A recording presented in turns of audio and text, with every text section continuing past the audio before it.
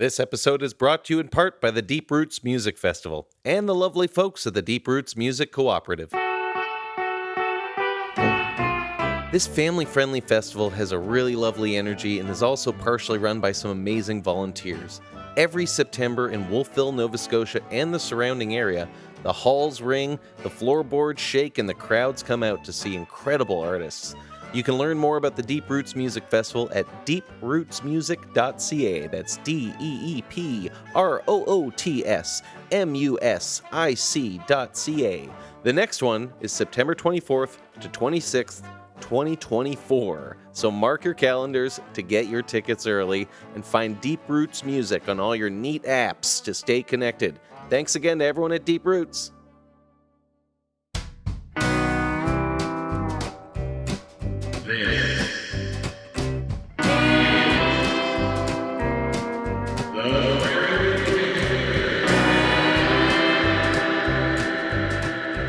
Well, hello there, and thanks for tuning in to another fantastic episode of the Friendly Heckler podcast. I'm me, Zakary Miller. I invite folks to get on stage with me to perform, chat, and maybe even just, giggle.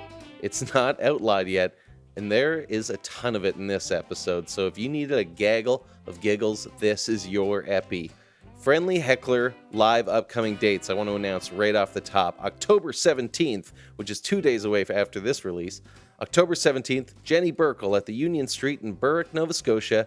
November 14th with Ryan Bolt at the Union Street in Berwick again. And then I'm venue hunting for a show with Gina Burgess in December. So keep posted for more details on all these shows and more. Follow and subscribe, and then tell your friends to check out the Friendly Heckler on all your social medias. We recorded this episode actually in a beautiful community theater space in what was once an old church in Canning, Nova Scotia. It's now run by the awesome folks at the Ross Creek Centre for the Arts, and it's just a wicked space to rent out. So I want to give them a shout out too for their help, and just congrats on an incredible new venue in Nova Scotia. They run great theater programming through the summers in Nova Scotia too, so check out the Ross Creek Centre for the Arts. The Ross Creek Annex and its amazing natural reverb was just a perfect space to record the Factory Girls, and the Deep Roots Music Festival read my mind about pairing us up for a fun night to kick off the whole festival on a Thursday night. The Factory Girls are Steph Benak and Laura Merriman, who are just both incredibly creative people on their own, and together they combine voices, songs, and really so many other interests into this great sound and stage presence. They're not afraid to get dark, witchy, and at the same time just be absolutely silly and talk about anything. Like, we talk about aliens, the fun ways Laura and Steph relieve stress, the feeling of summoning songs and songs summoning us. Then we just get ridiculous, which for avid listeners of this podcast, you know, I'm all about ridiculosity. The Factory Girls are about to release an album and are always busy with live shows, so follow them on Facebook, Instagram, stay tuned in, and get your copy of their album as soon as possible. But for now, here is your taste of the Factory Girls live at the Deep Roots Music Festival. Welcome to the stage, the Factory Girls!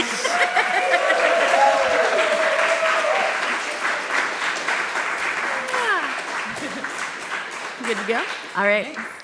It's a little tune called Lumberyard, and the way we do our shows is we kind of like tell stories and try to do some half okay stand-up comedy-ish things in between the really depressing songs. So we're working out the comedy as we go. Yeah.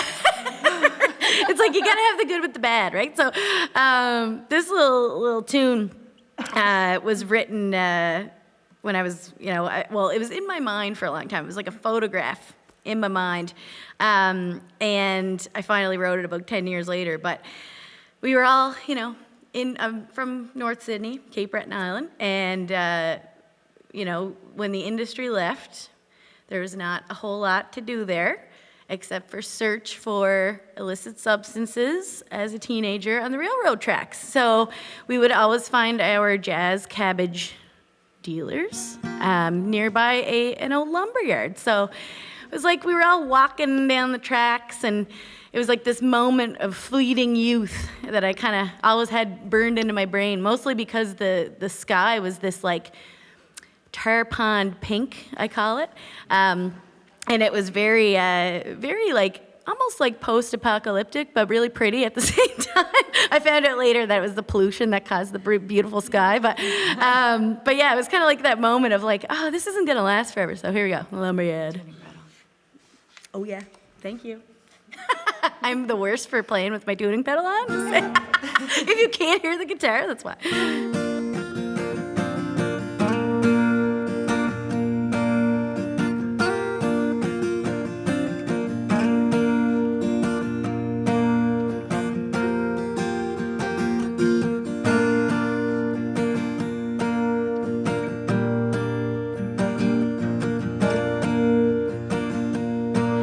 Would you meet me by that old lumber yard, where the freight trains move and the lilies are? I walked them tracks 1,000 times. They brought me to you. They brought me to you. Can't you see me coming down that line? Leather boots on and my hair all tied, looking for a nickel and waiting on a dime, waiting on you, waiting on you. You're a cold silhouette in that rosy sky, and you sound like a train on the rail nearby, whispering things that you would say. This is our town's dying day. Can't you see me coming down that line? With my leather boots on and my hair all tied, looking for a nickel and waiting on a dime, waiting on you, waiting on you. You're the sun sinking down in that rosy sky. Honey, our trains are coming and there ain't much time. The shadows at the end of day, you and I will fade away. See me coming down that line. Can't you see me coming down that line? Can't you see me coming down that line? Waiting on you, waiting on you, waiting on you,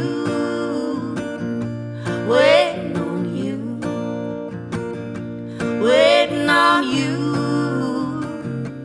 waiting on you, waiting on you, waiting on you. There you go. Now I'm getting sweaty. Thank you. Thank you so much. That's got to be the prettiest song I've ever heard about Isn't a drug that dealer. gorgeous? Oh, thanks, Yeah. buddy.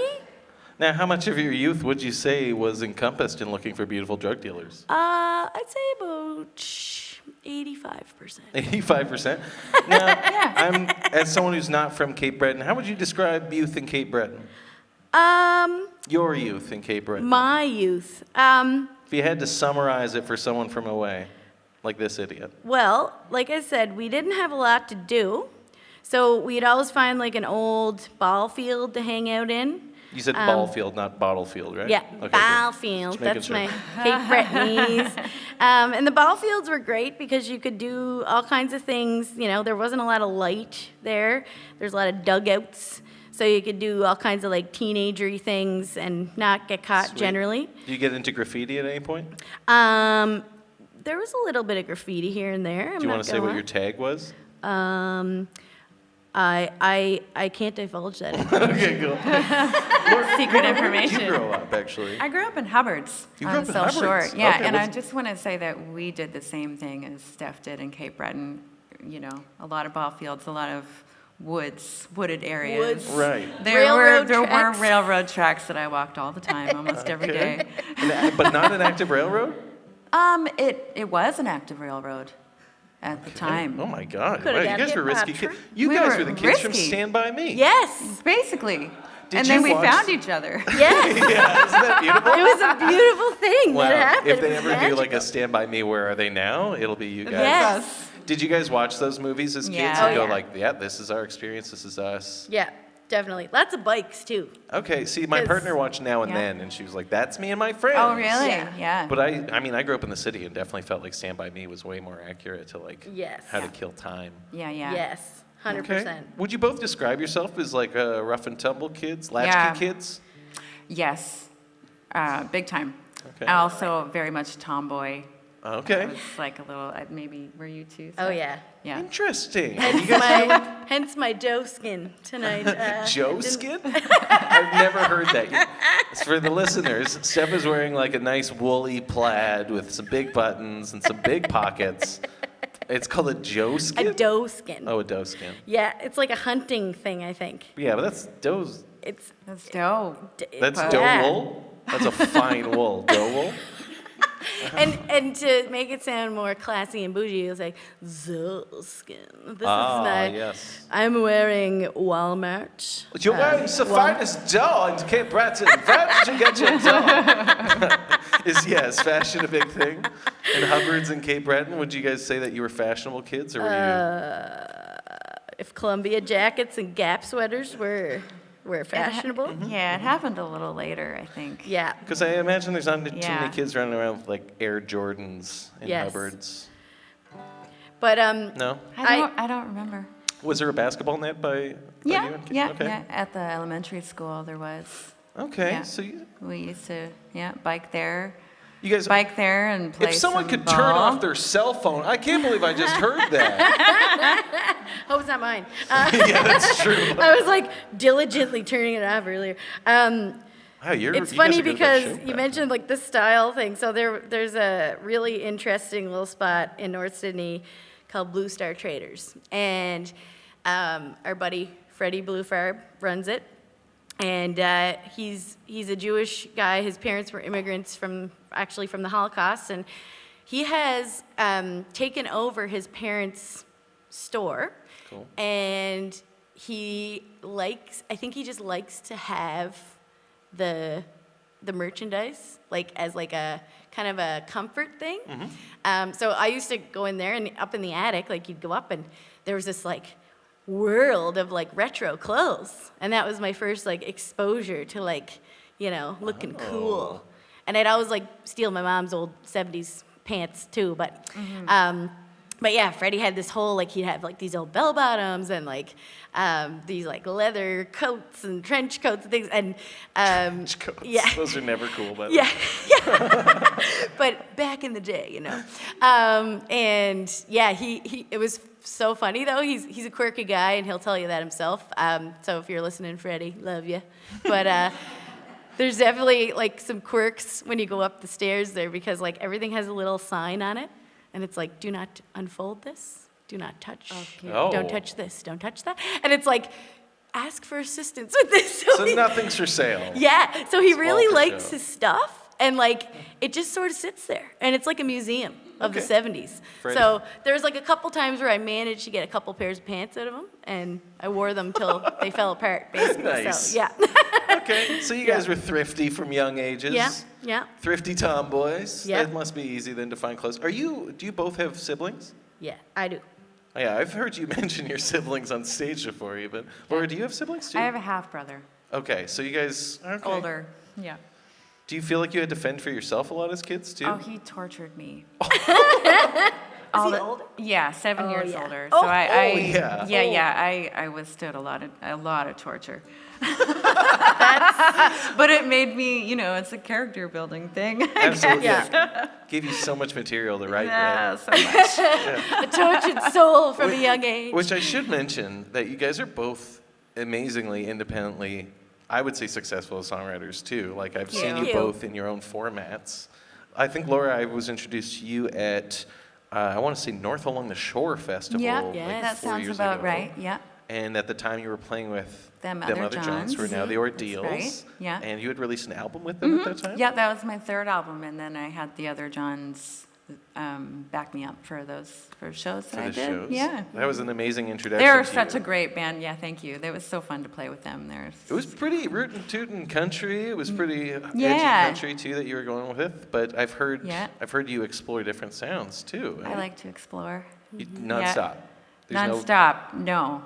It's whatever my mood is, more so than trying to fit into a certain genre or box. I Yeah. like to do blues and soul, and lately it's been sort of, I do this dystopian pop thing. I don't even know what to call it. Like That is the best. Wow.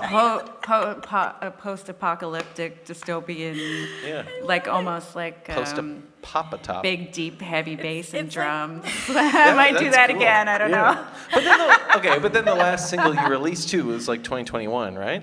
And it Right, was yeah, that was really just a one-off. tapey. It was- Yeah, we recorded that on tape, and Oh, that was was just so cool. I just like art, Yeah. So artsy. art for the sake So of art. artsy. And- Because you have another edge too. There's a whole Yeah, other Steph does all sound kinds to of your things. voice that you go with. Yeah, and that's the weird thing. It's funny because in Nova Scotia, folk music is really popular, and metal and rock and stuff is sort of dying or dead. And I try to keep it alive as best I can, but Yeah. it's sort of coming back now though. But I am in kind of a heavier band as well, and I've been in heavier blues rocky bands, and Bring Me now I'm Sleep sort is of in the a band, yeah. right? Now we're in a sort of a kind of a punky tinged rock band, and I get I heard to you describe it scream. as heavy, sweaty riffage once. Yes. That's an amazing. It's Yeah, very that's a good riff way to rocky. put it. Yeah, Yeah, yeah. It's sweet. It's Thank sweet. you. Do you guys feel like there's multiple personalities to yourself, or is it like Yes. Yeah. really? Yeah, well, Especially yeah, on stage. Definitely. No, not so much. Like not trying to put on any Yeah. errors or We any can't put on different. Right. airs. We're just we No, we I think wish it's the more listeners could we look just at your faces. You guys are we're wincing both so like hard. like, yeah, no. We have a lot of different sides, but we're real. Absolutely. we're real as you come. I Yeah, I swear. don't want to sound too real, Yeah. but I'm real. But like Laura's creation with her music is kind of cool because she's also an amazing artist, like a visual artist. Thanks, buddy. Beautiful And canvas I work. buy her paintings. Yeah, I all know the stuff time. about Wow. my paintings. Obsessed. So I started painting. Well, I had always kind of dabbled since I was a kid, but because of COVID, all the gigs got canceled and everything. So I dived into painting and a different sort of format of like paint pouring, Paint which is pouring, like a cool. different sort of I thought you medium. said, never mind. But it is for some people. I was like, what? But it For was some people, it is paint porn. I mean, that's all a gallery. Paint so, pouring? yeah, you can go there. Yeah. I was like, yeah. What industry No, I'll keep are we? it pretty You PG. guys have been on the PG podcast tonight. for 4 minutes, and you've already mentioned paint porn. That's Here we amazing. go. Okay. But yeah, anyway, it was a blessing in disguise to have that as an outlet during COVID. And then they started selling, and I was so surprised, and I just kept painting, and they keep selling. Can I ask you a weird question as someone who's both visual and audio sort of focused? Do you see music in colors as well? Like, do songs sort of paint themselves? I don't see music in colors so much. Do you like paint paintings like you would write a song? Intuitively, yeah. Yeah, definitely. So I just try to open up the channel. And if you see the variety of what she puts out, it's very similar to her output with music because it's like whatever the vibe is. then. Yeah, It's again, very different. mood based, or if I have something that's bothering me, I can work it out through painting something over and over. Like just I end up doing that a lot. Like I'll make a painting and then paint over it and then do it again. You know, I just keep And painting it's not a over things. perfectionist thing. It's not like seeking perfection. It's just changing mood. Yeah, just about the intuitive, capturing the intuitive feeling that I'm trying to, that, you know, comes through. I'm so fascinated by the pairing of you guys because I've seen Factory Girls It's now neat, kind of like hey? take a couple settings. Yeah. And this is a very cool pairing to me because Yeah. again, I respect you both as songwriters. So Thanks. I'm curious to see what the rest of your set is like. You have so much new material I don't know. Where do you want to go next? Well, next we have a little ditty about my criminal pen pal. And unfortunately, I don't think he's with us anymore. Oh, wow. He was That's on... a good story. How'd you find him? Well, you see, I don't even know how I figured this out. I think it was on a documentary. There was like a documentary I was watching about prisoners, because I think I was a prisoner in past life, not gonna lie. Okay. I have a lot of like, I don't know, songs about I've heard you sing Lead Belly too. being, yeah, like, I don't know. I just have that like, I just have a special spot in my heart for prisoners, like Johnny Cash did, right? Like, and I love Johnny Cash. So anyway, was watching this documentary, and it was all about how, you know, the prison system is full of traumatized people, and if we just treat the trauma, then, you know, we can rehabilitate Absolutely. and that sort of thing. So it was really, really cool, and it's a really neat idea, and I signed up to be a pen pal for this guy on death row in Alabama. And but before, this is kind of segue from like what Laura was saying about like channeling. So when I write songs, I channel as well. We're kind of witchy that way, you know. We haven't don't even got burn into us that at the side stake. yet. Oh, I got crystals in my bag, you know. Wicked. But yeah, we're both channelers, and so it was really weird because I wrote this song out of nowhere. It just kind of wrote itself, and then I got hooked up with my criminal pen pal, and I realized it was about him. Whoa. And then I thought, oh my God, because I characteristically have really bad taste in men. My current partner is amazing. He's such a sweetheart. That's He's amazing. so good. Okay. I've had him for 3 years. I sound like I got a dog or something. have him I've for had him for 3 3 years. Yeah, he hasn't run away It's the yet. longest one yet, and he's got a ring on order for me and everything. But usually they're not very good. He was Okay. the only one my parents liked out of all of them, and there's a lot of them. So when I hooked up with this criminal, okay, that's the wrong way. to say Yeah. it. When when you started writing with a criminal. I got paired with this a nice this way. criminal guy. Everyone was worried that I was going to marry him and run away to Alabama and go live on death row with him. So I was like, guys, I've moved forward in my life. Adam is a good man. I've leveled up. Don't worry. But then, you know, in the You back just keep of it my a side piece. yeah. I know how it is. Yeah. He's all locked up. It's Yeah, I can just have like, you know, we can have like a little Emotional relationship. affair. Yes, exactly. safe. That's so fucked up. But I just thought I thought maybe we were soulmates because I wrote this song about him and I didn't even know him. And then you weren't supposed to look up what your criminal did because it's kind of like inappropriate.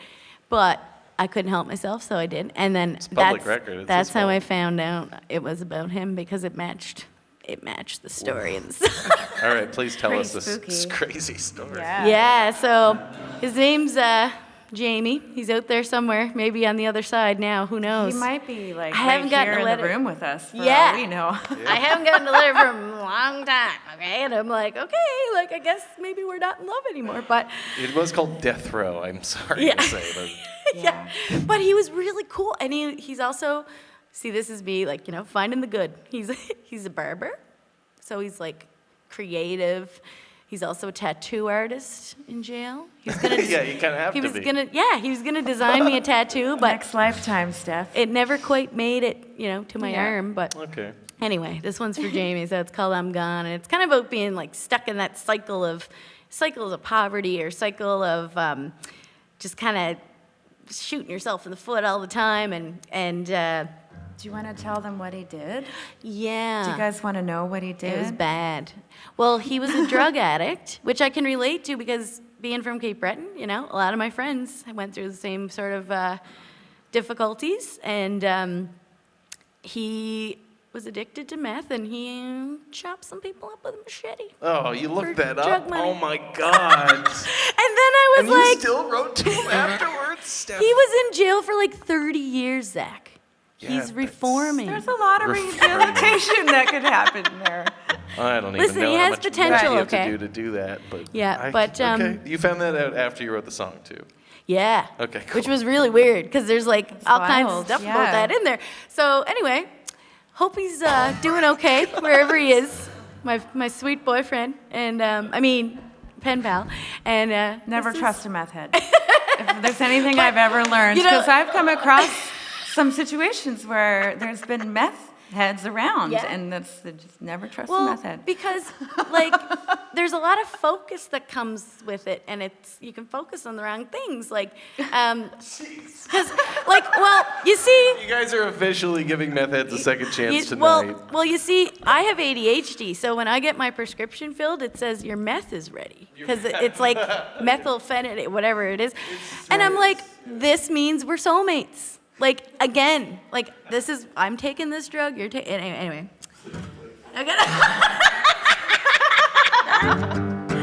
So this is I'm gone.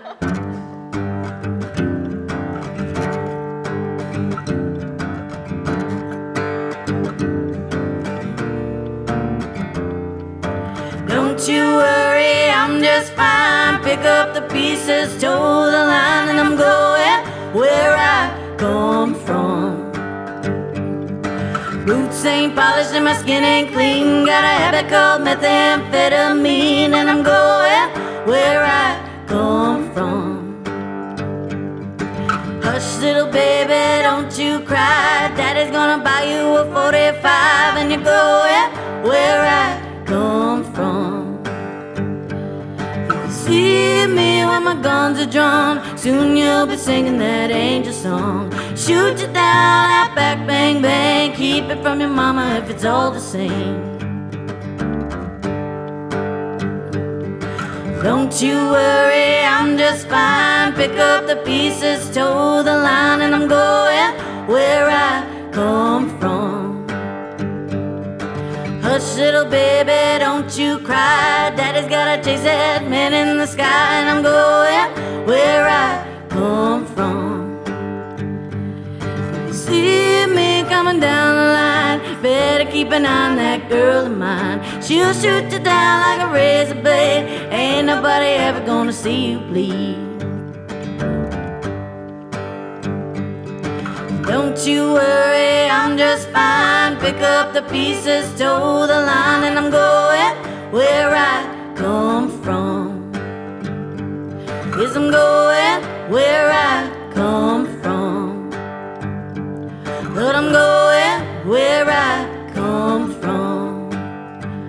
I'm going, I'm going, I'm going, I'm going. That was the alternate version. I totally mixed it. It's so haunting. Thank you. It's incredibly haunting. Such a beautiful song. It really is, considering how Yeah, it's dark. one of my and- favorites. I mean, I guess when you make all those connections afterwards, the story starts to like weave a whole new tale to what Yes. what it was summoned to you like. Yeah. But Yes. you play that in open tuning too, right? I just noticed. Yeah. You got this guitar over here, open G. Yeah. Okay, and that adds that edge to it. It's beautiful. It's really nice. I love open. I've only just recently started exploring open tuning. So Yeah. I'm curious how you came to open tunings. Well, I love Led Zeppelin, Sweet. and Jimmy Page played in open tunings a lot. Oh, okay. And all the guys that I was, going to high school and stuff were obsessed with, we were all sitting around with guitars and playing in weird tunings and dadgads and Yeah. drop Ds and all that. And also, metal, like drop C. There's a lot of, weird tunings in metal as well. And basically, the reason I do it is because I'm not, a super skilled guitar player. So in order to make things sound interesting, I have to do weird things to the guitar instead of doing weird things with my hands. Because, my hands don't work very Cool. well. I'm more of a rhythm person. I right? always feel like I'm just Like- throwing my hands at the I'm not instrument anyway, yeah. I can't It's do got that. a really sweet tone, though, especially for the stuff you write. Thank Nice, you. edgy, open feeling. Yeah. Yeah. Again, haunting. Creepy, yeah. That was also like a very alternate version you just heard. Totally mixed up everything in that song, and Laura just went with it. So No way. I was like, we're on a podcast. Oh my I God. thought I messed up, so it's all good. I was just like throwing verses at you, switching it up, so like you'll never hear that version again. Nailed. Oh, that's like- awesome. That's so important to me, though. I think, oh man, beautiful mistakes are like mistakes on albums is my Yeah. favorite thing about albums sometimes. Yes. Especially 100%. live recordings. Yeah. Actually, I wanted to go back to something you said earlier, which was that growing up in Nova Scotia and playing this style of music, it's not what's assumed of you. Right. So I guess because a lot of the world puts Celtic music on Nova Scotia. Being born in Ontario, I thought everyone was born and got handed bagpipes in the Right. hospital kind of thing. Right. But what was that like? Like, how did you guys find the music that meant something to you? You came across metal, obviously, that meant something to you, Steph. But what are some other genres that you found early and you were like, I'm a freak for liking this. Nobody else is into it. Well, both of my parents were working musicians when I was growing up, so I was just completely inundated with like all kinds of different types, which is amazing. What were they playing? And they were in a top 40 cover band called Domino. Oh, in wow, The, in yeah. the 80s, and they would work. Back then, you'd get hired for like 4 or 5 nights at the same spot in Right. different places. So they were doing like a lot of 80s. My mom was a singer, and my dad was a bass player. So my mom was like busting out Heart and Pat Benatar with me in her belly. So like that was pretty amazing. Wow. Just like I think I can't get away from it. It ruined me right then, you know. But like my dad was big into Jimi Hendrix and Neil Young, so I got those early, and then I was a freak for that when I was like 6 years old. We're so much Right. alike. It's creepy. Yeah. Like so, my mom my mom would sing all the time. And my dad would sing as well, and he would write his own country songs and that sort of thing. So he would like sing them in the shower, and he didn't play guitar or anything. And eventually we ended up with Big Bad Billy because of my dad's songs. That's where I right? first saw you That's sing. where I yeah. met you, yeah. At North Along the Shore as well. Yes, Okay, I know. crazy. It brings people together, man. That's a wonderful That's beautiful. little And fest. I sold your merch that day because I was God working the bless merch ya. table. Oh, That's right. It's all coming Here together, we bud. are, 4 years later. Yeah, That's it's so nice. beautiful. But yeah, so like they were always really into music, and like we'd drive around in our 4Runner, you know, as kids, and like they'd take us on little trips around, you know, like to PEI or whatever, and they'd be like fist pumping out the window, like not Jersey Shore, like I'm talking rock and roll. Right, you know? right. Yeah, to Kim So, Mitchell kind of a... Yeah, they'd get right into it. And yeah, my dad was also really into Hendrix, and that was one of the first, like, my parents had a record player, and I kind of like got the dust off it and started listening to Dad's records. And I was like polishing furniture for my mom at Christmas, and I put the Are You Experienced album on, and I was like, what is this? yeah. Because like my dad would always talk about Jimi Hendrix, but I never like heard the album because the records were never, you know, like we weren't like playing records all the time. And then we kind of dusted the records off, and I was like, oh, excusez-moi. And then, What a wicked Christmas this was. yeah, it was like, it was Christmas in many ways because I've discovered Hendrix. And then, yeah, and then they also were big fans of Black Sabbath. Sweet. So my mom had the weirdest record collection. It was like Sabbath, Bloody Sabbath, and like Yanni. Yeah. And you're like, Nice. you're open-minded, Mom. I One for get the it. kids, Yeah? one for me. Yeah, One for the yeah. kids, one for me. And it's like the Mary Poppins soundtrack, and then it's like Def Leppard. Like, you know what I mean? Like, Yeah. you're just like, Yeah. okay. So I was raised to like listen to a bunch of different genres Yeah. and old school stuff. And Did you guys newer ever stuff. listen to anything that really pissed your parents off? Oh yeah. Rap is crap. Rap. Really? Your parents didn't like the Oh, rap? I love gangster rap so much. Nice. How old were you when you went through that phase? Oh. This is last year. This was the lumberyard phase. So this was Oh. when I was looking for weed on the rail. See, I mean, that makes I sense. mean, Jazz Cabbage. It's a Yeah. family Oh, it's show. legal. That's friggin' Here's yeah. We're smoking making lots of weed. tax money off it. But I would like listen to the 2001 like the Chronic like I had my headphones on and I'd like No, pretend I was rapping. motherfucker. Yeah. Yeah. And like get it. to this day, it's one of my favorite albums. But It's great. Mom and Dad didn't like the rap. But then Mom got into 50 Cent like later. Are you serious? Oh, that's cool. And I caught her like singing like, candy shop and stuff. And I'd be Right like, in the "Mom!" grocery store, like Yeah. saying like, Like, candy what is shop. this? And then she started wearing lugs, and I was like, okay. Wow, your mom went through your phase. She went through She's digging a through your hip-hop- closet, pulling out Yeah. your lugs. Yeah. I like these Fat Farm Yeah, jeans. yeah, These exactly. are great, My brother Steph. went through that phase, and then she liked everything he was wearing. So like, yeah, and then she worked as a librarian, so Cool. she impressed all the children. Wearing, like all the kids were like, she got the lugs, boy. Oh, Michelle got the lugs on. Are She you looking for those gangsta." Franklin books? Yeah. Yeah, they're pretty dope. They're on aisle 4. Did you ever piss your parents off with music? If they liked it, if they were musicians, I imagine it's pretty hard. They went through a Sarah McLachlan phase, which they hated. Blasphemy. I felt like I was smoking and everything. That's amazing. As pretty musicians, were they funny. just pissed that she was selling more records than they were too? No. Like, They how weren't, did they she- weren't selling records. Well, exactly. Yeah. So to watch Sarah McLachlan get so famous, like we could have Yes. done that. Just not quite their cup of tea. Okay. Well, the Tragically Hip too. I was obsessed with the Tragically Hip, and Dad'd be like, "Why you listen to that whiny fella?" And then like later, he started to appreciate Gord. Okay. Full Yeah. circle, And yep. and then Dad, when they had that big thing, like the final concert and stuff, and they broadcasted everywhere. Yeah. We were in North Sydney when that was going on, and Dad was like, "We gotta go see that." And I'm like, "Oh, He's you're crying. a fan, are you?" Yeah. I'm like, "Oh, remember all those times? Give me a hard time." Yeah. Busted. Yeah. It's funny, like what? But you know what? I'm telling you right now, if I was a parent and my kid listened to Kim Mitchell, I'd kick them out. Are you Really? serious? That's your deal Might as well breaker, go for a eh? soda. Might as well get out of my yeah, house. Yeah, go for soda down the road, bud, and never come back. Are Bring your you toothbrush. serious? Oh, as soon as I hear, Mitchell. as soon as I hear a Kim Mitchell song, like and like there's certain songs that just like Yes. you have a visceral reaction. Yes. Yeah. I hate to say it. I know he's a great Canadian boy. And Is it everybody any loves him. song where there's someone playing keytar? Because I feel like that's the problem in Kim Mitchell stuff. Is there's always keytar. My friend Abby wants to have a keytar moment where she like rises up out of the stage and like. This Gotta is let her Abby of do East it. Coast City Yes. Pod. East Coast City Podcast. Holler to another podcast. Yeah, that's right. Shout out. But she wants that moment where she rises up out of the floor and has a keytar solo, Yeah, the and then smoke. like just goes back down and like doesn't do anything else for the rest of the show. Oh my God. Can I tell you We a gotta crazy? make that happen. I know.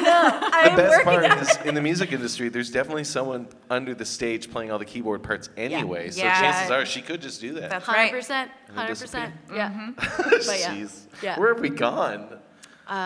We haven't Well- even talked about aliens yet. Yeah, Oh, we- What are okay. we? We haven't even gotten deep got, yet, got a Zach. story for you. They're real? Are they real? Are they real? Yes. Oh yeah.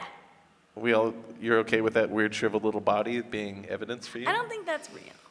You think that is fake, but you I think think that's aliens like a are still cake real? or whatever. cake? That Buddy. I think Buddy's Like a bit that of a, blog where it's like, is this cake or is it real? Yeah. And people are trying to cut yeah, into and it. then they're like, oh. The alien's actually a cake! Yeah. That's great. That's a TV show, by the way. But I do think they're real. I just don't think that one is. I think that's a bit of a scam. Too easy for you. Yeah, Yeah. too easy. And I don't think they're that little. I think there's many layers. Yeah. Yeah, there's many layers to the story. To the right? cake. To the alien cake. Yes, that we genetically can't define. Yeah. So, yeah, I don't know if I'd eat that cake, but Well, I think there's like the boring one, like the grays and stuff. Like, oh, come on, like, yeah, There's- like they're kind of like cyborgy, but kind of like I don't know, cold and heartless. But then you get like the reptilians and like all the other like the mantis. sorry, you think the reptilians aren't going to be cold and heartless? That's like the very nature of Yeah, reptiles. but like I feel like based on a lot of the people I've listened to over the years on Joe Rogan, a lot of the reptilians. Yeah, yeah. but I think there's like they're just kind of like people here on Earth. There's like varying No degrees. doubt. Yeah, and apparently there's hybrids as well. Yeah. Hybrids. Yeah. Does anybody here have totally blue eyes? Okay, good, because You that's know- my first clue these days. I think Yeah. that's a weird. But You know- it's, you it's know a pretty what, deep though? topic that, I mean, we're just starting to hear little bits and pieces of, so. Do you have egg negative blood? O negative. You have O negative. I have A All my negative. secrets. Oh. From the Basque region. Wow, lucky you. And that, according to ancient aliens, Yeah. with the guy with the hair, Yeah. I'm an alien. Oh, because you're Because it's supposed to be like hybrid blood. nice. Now, Way to go. what if, though, we are actually the aliens, That's what I've always said. you know, and they're coming from the future. Does anybody else feel stoned right now? Absolutely. I I'm like, this is getting real. mean, I'm about like 2 shows before I start like handing out microdoses at Yeah. the door. So Yeah, I was like, yeah. let's all get on a level together. Actually, when you said like getting witchy earlier, all I can think when I hear the word witch, like everyone, is Salem witch trials. Right. Which, what I heard was that was actually from ergot poisoning. Yeah, The that's same the thing theory. that's found in LSD. Right. So I can't help but feel so bad for those poor witches. Like Yeah. they're basically at a Grateful Dead concert in 1600, walking Yeah. around having an amazing time, and people are like, "You're freaking me out. Yeah. You got to go burn over there. You're We're a sick witch." of you. Yeah. Yeah, you're having Yeah. too much fun." Right? Just Yeah, like yeah. free love, peace, man, and they're like, put it on Burn. the stake. yeah. Yeah, no, it's really weird. And I went to Salem once. Creepy vibes. Did you get a song out of it at least? I was 12. Okay. I wasn't writing. I was probably, if I wrote anything, it would be a rap at that point. Nice. I think. But I didn't get a witch rap out. But you know, It it exists, by was. the It definitely way. had that Total doomy. genre. It's a genre for sure. Some genre of witch rap. We're going to do our next Yeah. album. Wiccan hip hop. Be like, I love it. but yeah, no. Definitely a very foreboding vibe there. Like you can feel it in the air. Do you want to play me another song? Because speaking of Sure. foreboding vibe, I'm worried that this one's going to have something about aliens in it. Well, and- this actually, buddy, segue No. into. So, well, it's called The Bargain. The next one. Hopefully, I'll sing it in the right order. It's all good. My ADHD meds must have worn off in that last one. But yeah, so this was actually written for my dad. When my dad was sick, he had pancreatic cancer, and he passed away last August. And So sorry, man. thank you. And he was, like I said, quite a guy. But you know, when I was kind of back and forth, driving back and forth to Cape Breton, like sort of taking care of him, and I was taking leave from work and stuff like that. And I kind of had this conversation with him one day before I left, and he was from a community called Gannon Road in North Sydney, and Gannon Road was like the other side of the tracks, right? It was like you had like barbaric rock throwing that happened there. Lots of like, you know, hard tickets and stuff like that. Yeah, boys killing time kind of thing. he was not messing around, right? So he was a very religious guy. He was a very Catholic man. But he got pissed because when you go through the stages of grief, you know, you get that anger and you get the bargaining phase. And Whoa. and he was like, you know, I told God he's going to have one pissed off beep up there if he You can takes totally me swear on this before podcast. his time. Yeah. And I was like, damn, did you just threaten God? Like, are you gonna, That's right I was before like, dying. are you gonna throw a rock at him or something? Like, he's got that fighting Gannon Road spirit to the end, right? So, anyway, this song came to me, but there's a part where it's kind of like the Ezekiel chariot situation, you know, the chariots of fire, Okay, where yeah. they like swing low, sweet chariot, come for to carry me home. That is a theory that it's an alien that Right. came, right?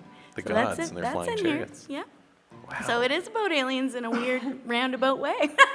Who knows? Yeah, if there is another realm, because that's what I feel like every Yeah. religion, even people who are saying like this is all a Simulation. simulation. Yes. Yeah, I mean that's all just an excuse to say there's something else going on Yes. out there. So man, if he's hanging with aliens right now, maybe. Yeah. Exactly. 100%. So here's the bargain. Oh, you're better. Oh, thank you.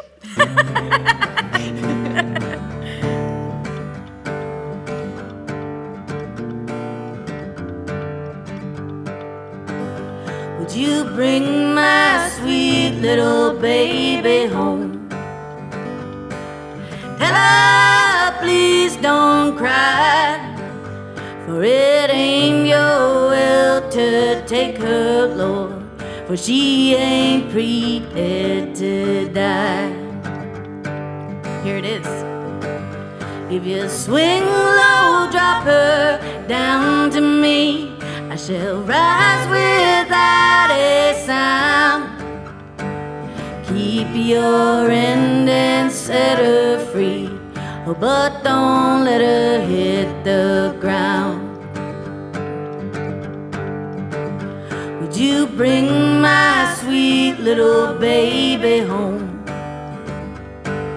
Tell her please don't cry, for it ain't your will to take her, Lord, for she ain't prepared to die. You can wash my sins in the Jordan, make my tears run dry. But if you refuse to bargain, Lord, I shall take the devil's side. Would you bring my sweet little baby home? Tell her please don't cry, for it ain't your will to take her, Lord, for she ain't prepared to die. Thank you. Thanks, guys. Did your dad get a chance to hear that? What's that? Did your dad get a chance to hear that? Yeah, he did, and I told him I had to write, I put a baby in there just to make it creepier, and You so told him that that? he wouldn't be embarrassed. Oh, that's sweet. I was like, it's a secret song for you, Dad. Right. Because, babies are scary to me, so I figured I'd throw one in there. Well, also, that seems like such a classic, old-timey folk trope, too, like the haunting murder ballad that's involving right. children or Yes. babies. Yeah. The Lindbergh baby. Yes. Yeah. By the way, that's what I call, when you're playing crib and the crib hand has nothing in it? It's a Lindbergh crib. Oh, That's my joke. Nice. You can all have that. Take it, world. Stealing. It was relevant 45 years ago. It's quickly losing steam. I love it. You guys big crib players? yeah. What's it? So enthusiastic about it. But I haven't played in a couple of years. 'Cause What? I know. Even during the pandy? Well, my ex-boyfriend and I used to play a lot of crib. That was cool. A cool thing about him. Yeah. At least you gave him crib. That's really sweet of you. Yeah. Yeah, but I do miss playing crib. But I used to play with my family when we were, when I was younger too. It was a big family game. Oh, it's such an Yeah. incredible game. How do you guys, other than music, how do you guys blow off steam? Crib obviously isn't a great way to blow off steam, and especially in a family setting. But it's a good way to blow off steam for musicians. Team. Well, I like to hit things. I was thinking the same thing. This band's, wow. If you guys go on tour, you're going to hit every, I don't do it smash very room across often, the but I break do room. have a little baseball bat that I keep by my bed.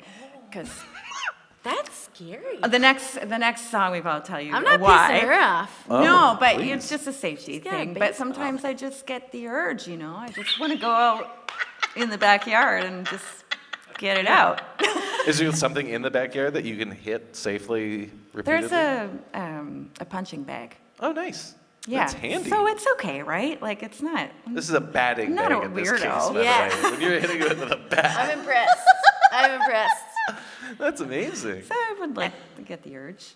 Did you see the wrestling documentary? Did you see the wrestlers documentary? It's about the Ohio Valley.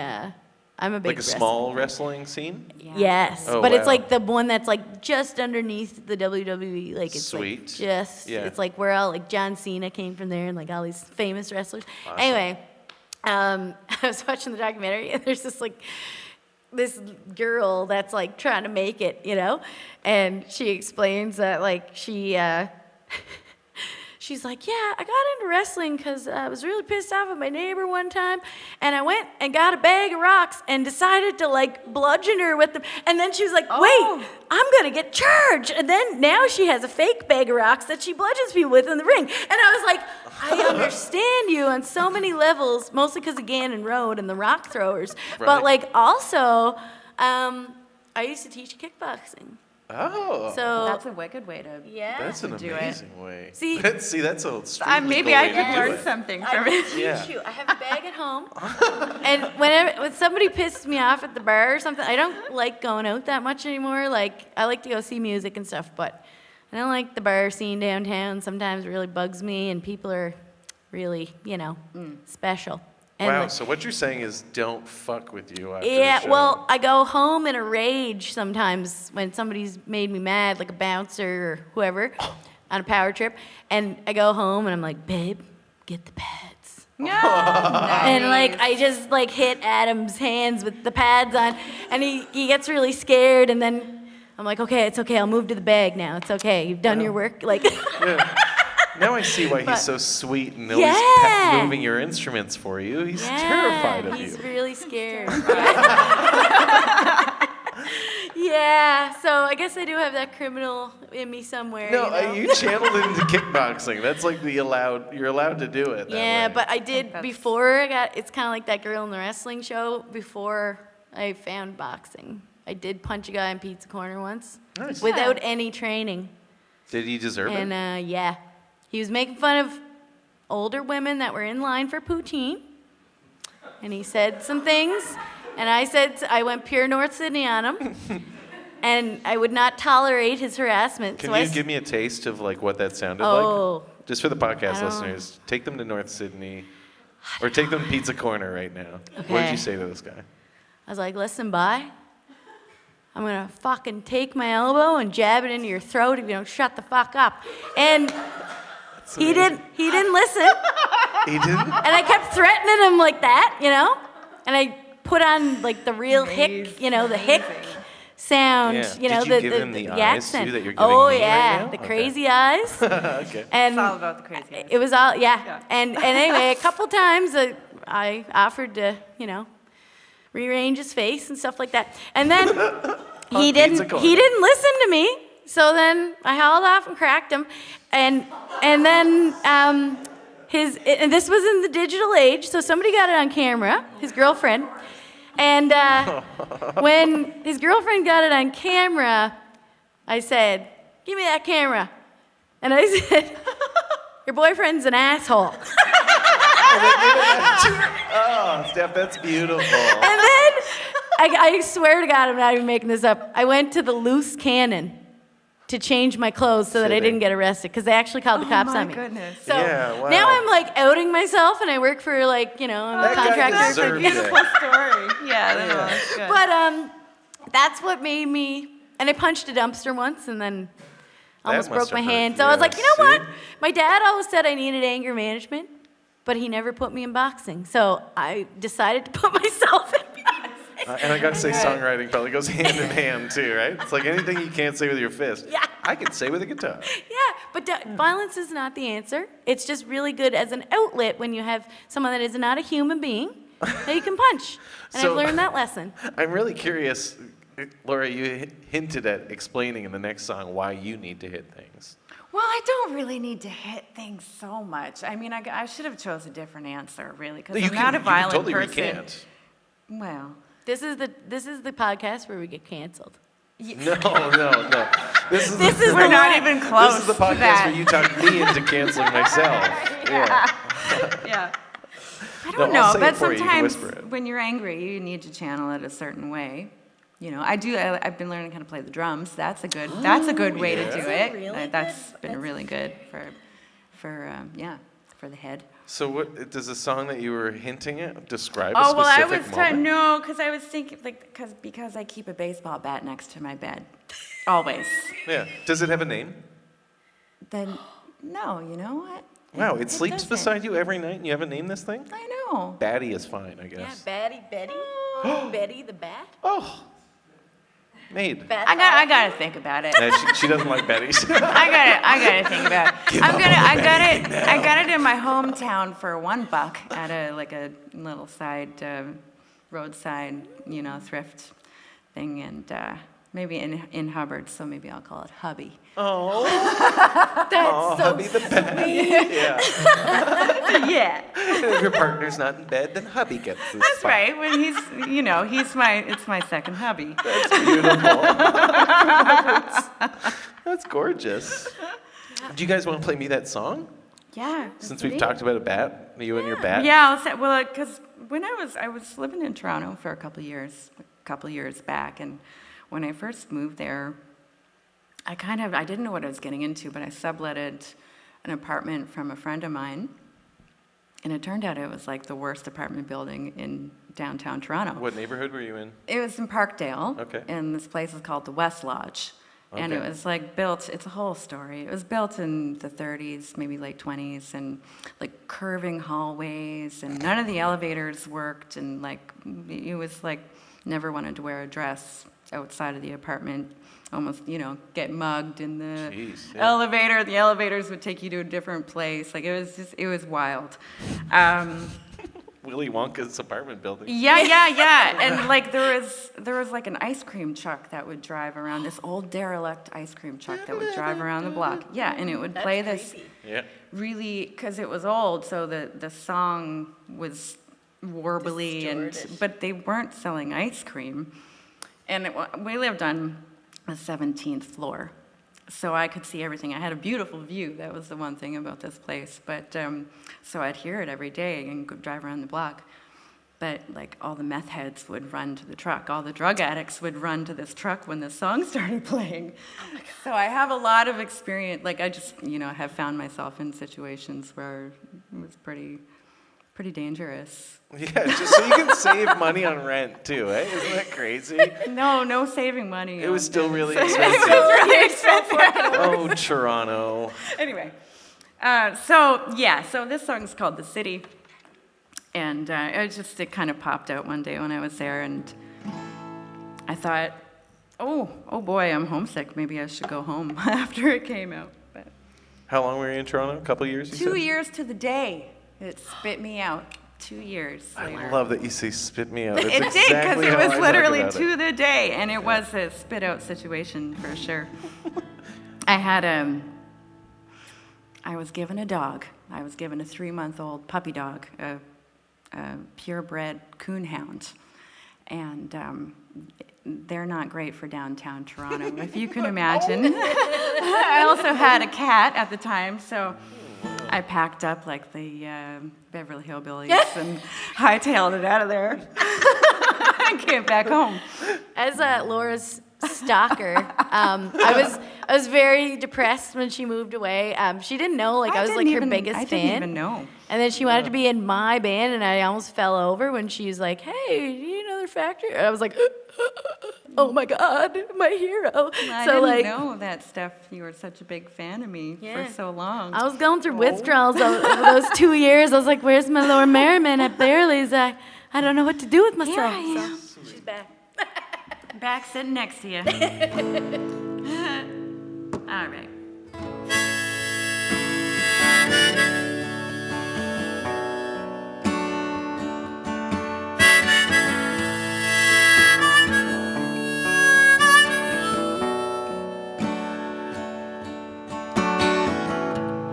What we doing in the city?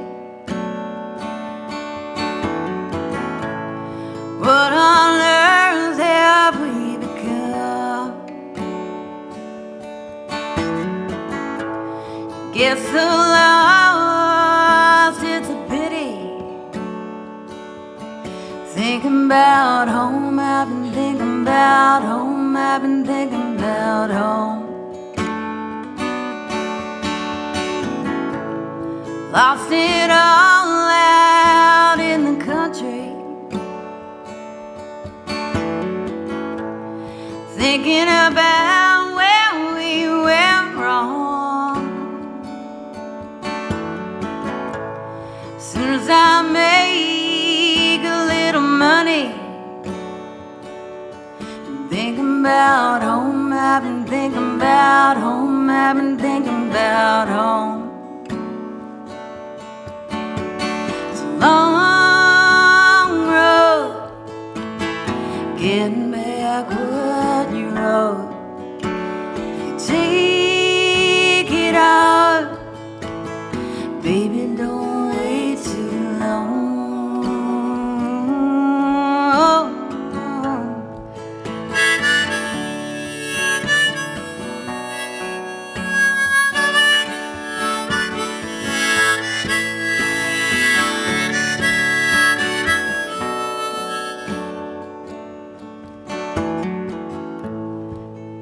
Left it all out in the open.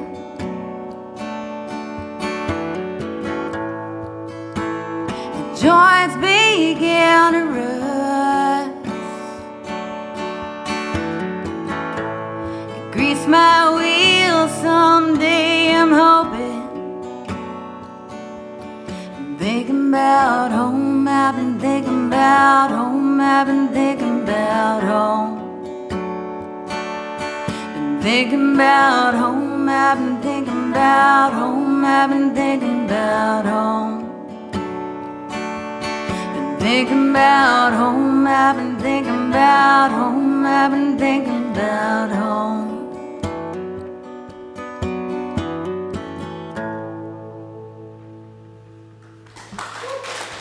Thanks. Hello, Merriman Original.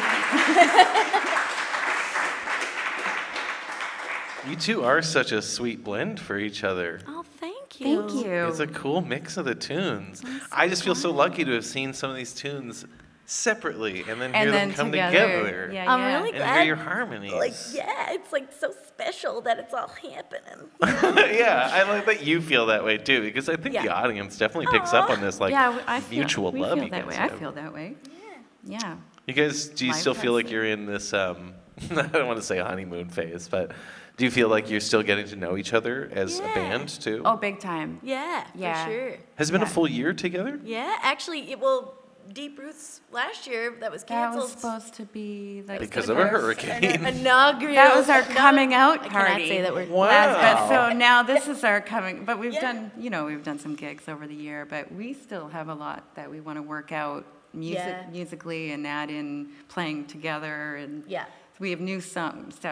Steph's, you're so prolific. Steph's so prolific. Really? Like she does so many awesome songs. I'm I don't always know like, if they're any good though. Like you can write a lot of songs and they can Yeah, be so great. we Right. do have a lot of work to do that Yeah. we can do, which is exciting. Because Laura, you feel like you go through phases of writing where it's like sometimes you're Yeah, big time. I don't pressure. I try not to put too much pressure on myself because it just feels bad anyway. So when it comes, it's good, and I know I'm never going to lose it. It's never going to go away. You Yeah. know. Yeah, I find when you're really trying to write something, it's like the worst song ever comes out, and when you're not trying at all, like when you're channeling Yes. with your crown chakra open. Yeah. fun of it, but I think we It's all legit, think yeah, about it like it's a that real too. No, it's true. 'Cause And, like- do you consider it summoning a song or channeling a song? It's Yeah. When they write themselves, I'm like, where the hell did that come? That's not from me. Like that criminal Right. song, or Absolutely. like yeah. there's another song I wrote for my other band about like being in New Orleans and like the life of this person that was like a slave that would go to like the market and dance with the shackles on Sundays, and like I didn't even know that was a thing, and then I looked it up, and it was like they would take the slaves to the market on Sunday and they would let them dance, but they'd have to be like contained. wow. And like, so like stuff like that would just come out and I'd be like, what is this? Where, like, this Why is are not Where my is you life. that Me, coming yeah. from? Yeah, like, yeah. this isn't my life at all. Like, Yeah. Do you so generally watch a lot of movies or anything either? I'm more of a, I like nonfiction. I like characters in real life. Do you guys makes go through sense. phases? Like I find I'm either on input or I'm on output, where I might go through a phase where I'm just absorbing other people's music, Yeah. big and then time. I can't write my own stuff. Yeah. Yeah. Yeah. Do you feel like it turns off and on for you Yeah, guys? definitely. I think it's Yeah. important too. Then to how turn do it you off get into that sometimes. How do you get back into that Well, mode? the thing, it is a tricky because it is pretty much like a muscle exercise, you know. And so, the more you practice, if you did practice writing a song every day, I'm sure you would probably get maybe more, output. But it's not necessarily good. Like, the thing that I would really struggle with, like, those like song camps and stuff, like, I would really struggle to just like sit down and be like, okay, today we're gonna write about that. Like, I have to just, you gotta feel it. Yeah, right? It needs to be genuine, and I think that's where it just kind of comes real. out or it doesn't. Absolutely. And I find when you're doing things like washing the dishes or in the shower, or you're like you are driving. When I drive, I write. It's subconsciously coming to you. I don't write and drive. That's let me physically. rephrase this. You know what? There's a comedian out there, Rory Scovel, who said that's actually legal. You can't text and drive, but there's no law against fully writing and driving. So my life hack for when, because every time I'm driving, and I drive back and forth to Cape Breton a lot to see my family, and that's when a lot of songs show up, or if I'm traveling anywhere. It's just that like monotonous, moment, like where you're in, what does Dolly Parton call it? It's when she connects to her higher self or something, like when you get yourself out of the way. And I'm so curious what she calls. I gotta remember what she's got a word for it. It's like her get my learning pants on. It's like her happy place, but it's something better than that. I can't think of it. But it's just sort of like that open connection where you really feel that, like, you just have to kind of go with it. So now that we have technology, I just put the recorder on my phone. Awesome. And, iPhones are awesome for that. There's probably I think I have like 3,000 voice messages on my phone, and it's literally me sounding like an orca. Like, and like eventually, like, I'll be like, yeah. And then I get and then I'm like, that sounds like a word. And then like it just sort of happens. Do you send these to your bandmates at all? Like, well, I send them to Laura songs, when they're pretty crappy, but like I try to get a guitar. You do. I don't get like the original. Yeah, it's not like me recording. The stuff that you would probably commit someone for. Yeah. That was an amazing dolphin impression, by the way. I've been working on it, Yeah, that was really close to Jim Carrey's dolphin impression. I'm pretty inclined. I watched that movie an awful lot as a child. I think Ace Ventura? Yeah, probably. You too? It's in there somewhere, yep. Oh, well, this makes 3 of us. Yeah. All right, let's spend the rest of this podcast talking about Ace Ventura. Alrighty then. Jim Carrey. Definitely a huge influence on me. Yeah. Where do you guys, how do you feel about where he's at now on his like mushroom journey of I think it's exploring? freaking cool. Yeah, I think he's more power to him. Yeah. I think he's maybe figuring some things out. Yeah. He had a lot of trauma. Like, yeah. He grew up homeless, and I remember, like, I read somewhere that suit he wore and the mask was like something like his mother, like, helped him manifest his first check, like, as a comedian. Right. Yeah. And he wrote himself a check. He wrote himself a check, and she like encouraged him or whatever, and then the yellow suit was like iconic because that's what he bought, I guess, with his check. No way. Yeah. And the mask. So and then I hope was he still like, has that suit. So I mean, fact check. We need a Jamie. Fact check that, Jamie. Where's Jamie? Okay. There's no Jamie. Okay. But yeah, it's really like he had a rough go, and so I'm sure like those mushrooms are helping him heal in his little brain. They could help all of us heal. Yeah. They could send some of us off the deep end for sure, but they could definitely help Jim Carrey wherever he is now. He seems way more chill. He's also rich enough to be chill and explore those options. So I wish we all had that kind of privilege. Wouldn't that be so awesome? Think about all the cool things that we could do. I was thinking about that, like the Beatles. They were just like, they were given the opportunity and the studios and the money just to sit and make these amazing songs. Like, think about if we could take that. We could take a month. Who wants to sponsor us? Anybody? Yeah. Like Bueller? But just think, like, once you're done sponsoring the podcast, look out for Factory Girls and sponsor them too. You have to sponsor that first. For one coffee a day, you get a couple of songs eked out of us, I think. You too could be a Factory Girl. Yeah.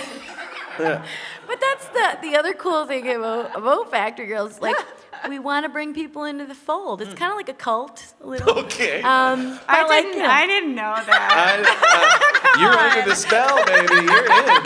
Yeah, you didn't know. Tara Spencer once told me that I would make a good cult leader. What do you guys think? Oh. I think so. Yeah.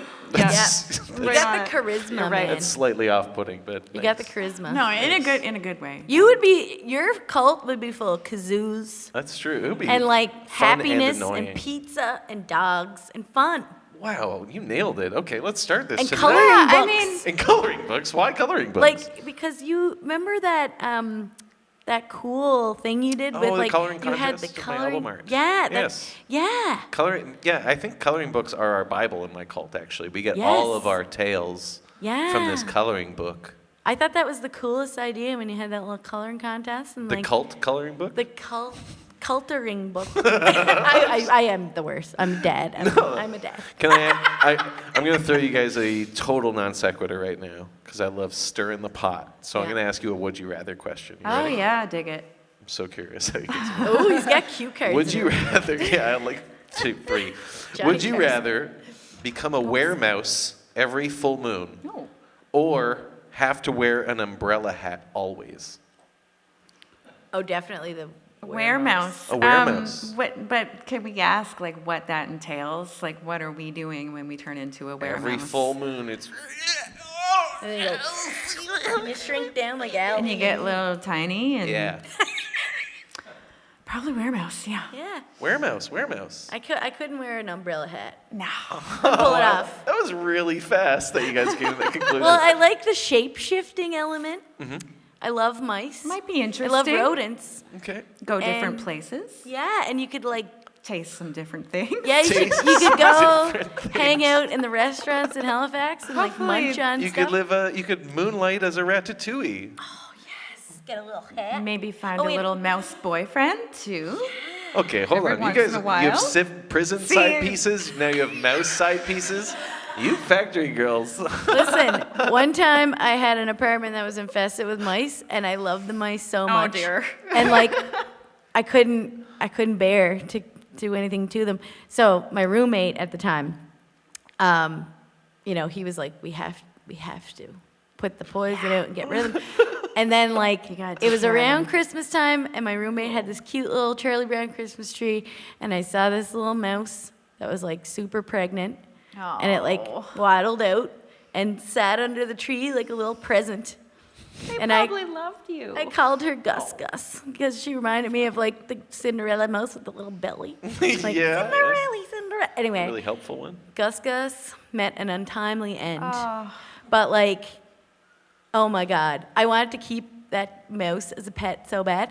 And then when I would find the dead mice around, I would take them out for like not a Viking funeral because it was the winter time, but like I'd put them on Burning like I wouldn't burn, Light but I put them on like like a platform of ice and say a couple words and like do the whole thing. And you push the ice off into the Well, lake? yeah, kinda, and like or into the dumpster, but I'd just be like, I love you, goodbye, and like I couldn't do it. I can't. Right. your best. Like I Jack just- at the yeah. end of Titanic. Yeah. Goodbye, mouse. I just love rodents, man. I can't. So, if you're asking me to be a mouse, I'd be all about that. Do you have another one of those? I like those. You like the would you rather. Okay. Yeah. Would you rather have synesthesia where you taste chocolate as poop? Oh. Or I love that somebody in the audience is like, "Oh God, did he say poo?" Oh. I have a poop phobia. Or would you rather be a ship captain on a ship where you know it's going down on a certain day? I don't like poop. The first one was really easy for you guys, so I had to throw you something crazy. I think I would have to opt out of the poop situation. Okay. Because I am very vehemently against You it. You could just not eat chocolate Are you ever gonna again. die on that day the ship goes down, or you get out of it? Yeah. Captain always goes down with the ship. You're right. Right. Yeah. Oh. But you know what? If you're going to, it's kind of like, when I think of like the end of the world, like all these people are like, oh my gosh, it's Armageddon. yeah, no problem. Like No it's biggie, like yeah, every yeah. couple of years, it's like, oh my God, Right. like Here we go. world's Yeah. ending again, and I'm like, man, what a time to go. like everyone's going. Yeah, we had iPads. That would be the It's time. the best time you Yeah. could possibly. Totally. We got ear pods and stuff. We're good. Let's just Yeah. call it from there. And I think, like, if you were a captain and you're like, yeah, this is my ship, like, that's gangsta, man. Just go down the ship. I think. Yeah. I think. Okay. Steph's going with ship captain. I think I have to go with the same as well, because I do not want anything to do with poop in my mouth. Yeah. No. First of all. No thanks. I'm so glad I got that on a recording, by the way. Just so the whole world knows. Sound bite is gonna be so. Oh my god. Just so the whole world knows, though, no poop in this You mouth. heard it from okay? me. Yeah, and that goes for all of us here tonight. No poop in the mouth. Yeah. No. Okay, cool. I'm so Oh, glad we well, went. I got it because I asked for one more question. That's true. That's true. Okay, how about you guys play me another song? I would love to hear another song. All right. Well. Oh. Take it, you need this. Because I don't have a great segue from poop in the mouth to the song. But I love that I also love that you guys could have chosen the synesthesia thing and just never eaten chocolate again. But you guys were rather like, Hell no, I would I rather can't die. live without chocolate. Yeah, no, that's not an option. I tried to live without, like, there's a couple things I tried to live without, back in the day, sorry. like meat. Tried that. My mom came home with hamburger soup. The day I decided, like, I was like watching all these PETA Vegetarian. videos, I was like, oh, I'm gonna be a vegetarian, and like, no, hamburger soup ruined me. And then, Hamburger soup's like, better. if I had to deprive myself, I would not be I would be punching a lot of things. So I Interesting. think keep me isolated on that ship. Let me just go off into the sunset, Are you going to play an Off Into the Sunset kind of song? Kinda. Kinda, yeah. I mean, we're gonna try to bring the mood up slightly, but Yeah. so like, I do sometimes try to write happy songs, like when I feel happy, but as a depressed person, it's few and far between, buds. So like, this song I thought was like my happiest song, and then Laura said it made her cry. And my mom said, Every time that I Stephanie, was- are you insane? That's the most depressing song I've ever heard. So Well, it's I was not like, depressing. It's I thought it was heartwarming and uplifting, but it's to melancholy. each his own. It helped you get there. Yeah. So it came from a very interesting place. So I started taking antidepressants. And, it always gets worse before it gets better with the antidepressants. And for some, they don't work at all. But for me, there was this day where they, finally kicked in. And it was really weird because I was driving by the Bredor Tim Hortons where the Jesus was. Do you remember Oh, this? yeah, I heard about this. The Okay, Jesus so Tim tell Hortons, If, yeah. you So can summarize for if you listeners. didn't know, the Lord appeared on the Tim Hortons in Bredor in 1998 or 99. There's video, you can look it up on YouTube. Basically, there was a moth in the light. They changed the light, and then Jesus was gone. But it was kind of like a Jesus on toast situation. And everybody, I'm talking the entire province of Catholics were there with lawn chairs and rosaries, and it was like a Mecca for a little while Wow. for the Catholics. So Timmy's Mecca. yeah, it was real special. So it was that Tim Hortons. I was driving by and serotonin kicked in, and I was like, oh my God, it's a message from the Lord above. This is what happiness is. It's just it was so weird that I was driving by that specific spot, and I was like, this is what happiness feels like. So then I got all excited that I felt serotonin in my brain, and I came home and wrote the song. So then, of course, as someone with anxiety as well, I was immediately like, oh God, what happens when this wears off? I'll just go Right. back to being miserable again. So I was like, okay, well, if the drugs stop working, then what's the next best thing? I was like, well, I'll just have to go to Marguerite and find a cabin and just live off the land. That's the only other remedy, right? So this is called The Remedy.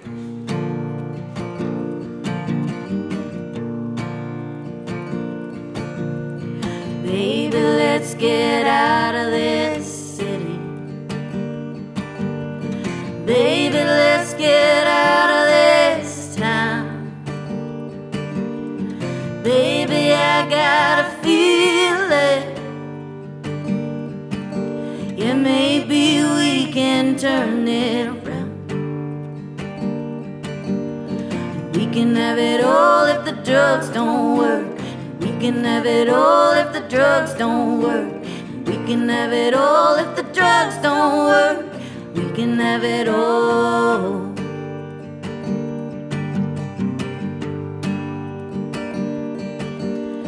Yeah, I know you're a pretty good man, but sometimes you do things I don't understand.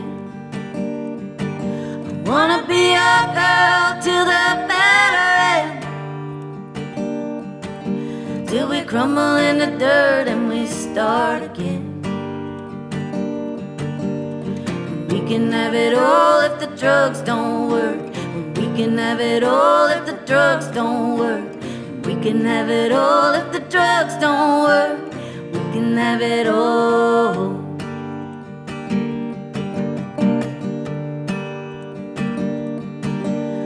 I wanna be in front of that firewood when you kiss me in the morning and it feels so good.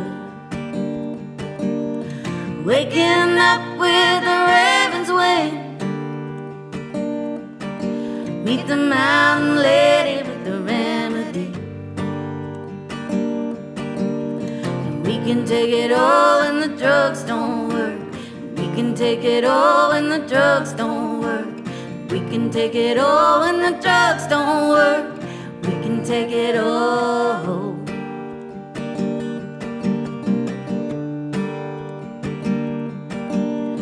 Baby, let's get out of this city.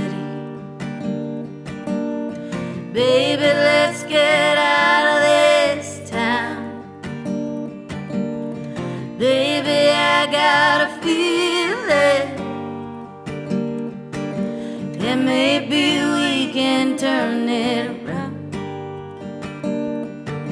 Yeah, maybe we can turn it around. Yeah, maybe we can turn it around. Yeah, maybe we can turn it around. There you go. Thanks, guys. You guys have been a fantabulous audience.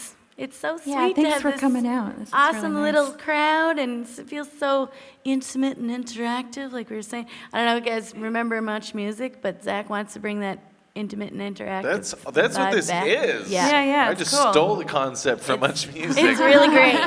Turn it into a podcast. Thanks, Much. Yes, and thanks to Dave and all the volunteers and all the people that make this happen. Nice. It's, Yeah. it's a really special festival, and I was a part of it a couple years ago with Gabe Minnigan, and it was a really, really good time. Everybody treats you so well. It's true. You got They homemade feed lasagna ya. for supper I tonight. can't even That's so nice. begin to tell Yeah. you how much we appreciate. Beautiful feed lasagna. Finest feed in the valley. Gotta say, you're in the bread basket now. That's right.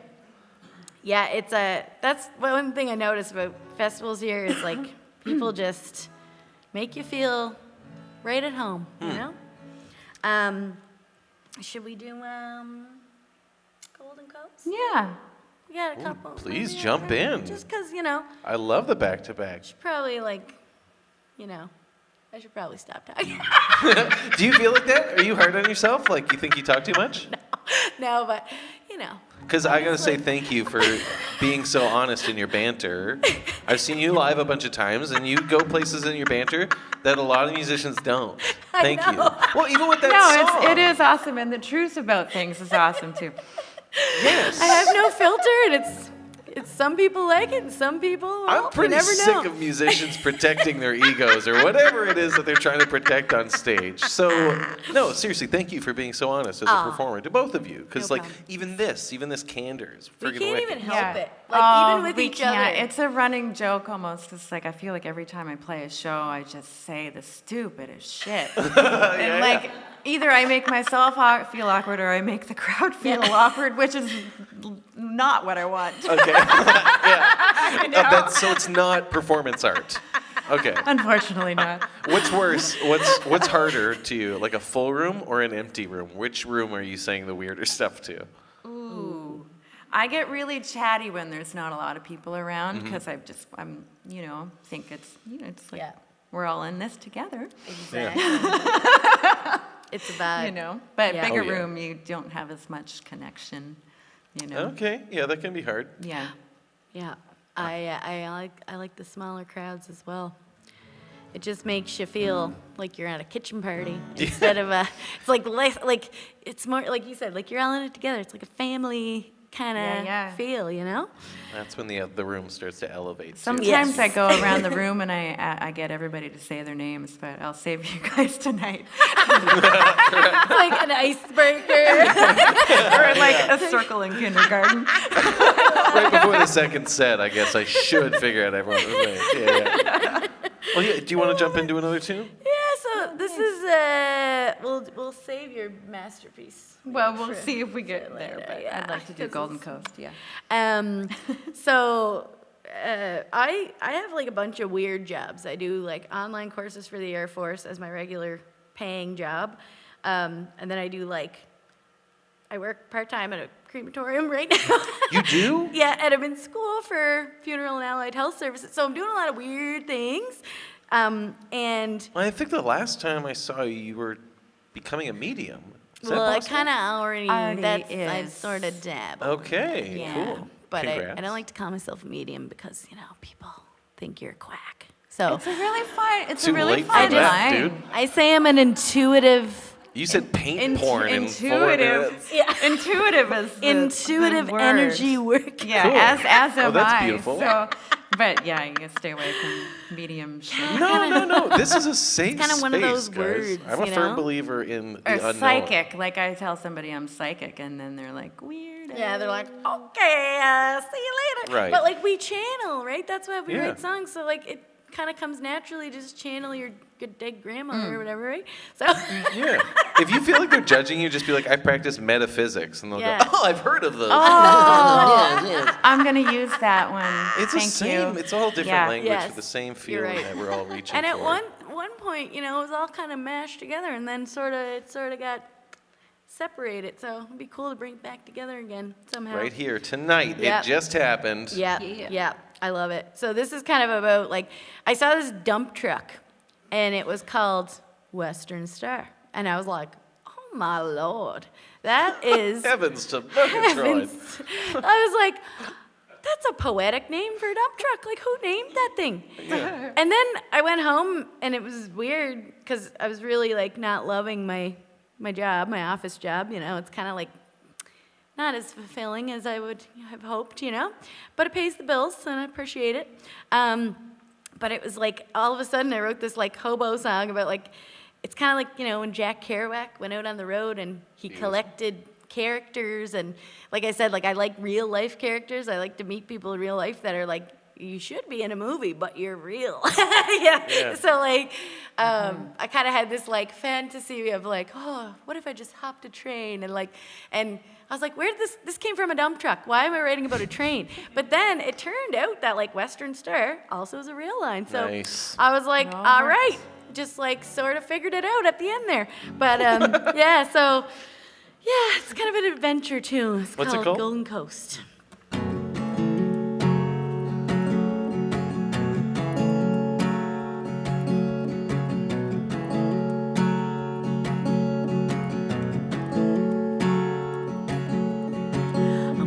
Follow that western star. I'm gonna find my desert rose. You know what? You sounded so ethereal. I could feel it. I was like, nope, we gotta do this again. What went wrong? I just could feel. I was like, I'm gonna mess something up here. It's all right. Excellent. Make it look like we're professional. I was gonna sing the second verse, and I was like, I'm not doing that to Laura again. Oh, it's all right. I'm gonna follow that western star. I'm gonna find my desert rose. Tired of breaking my back in the noonday sun in these threadbare, dusty clothes. Gonna run till I decide to make it big on the other side. Oh,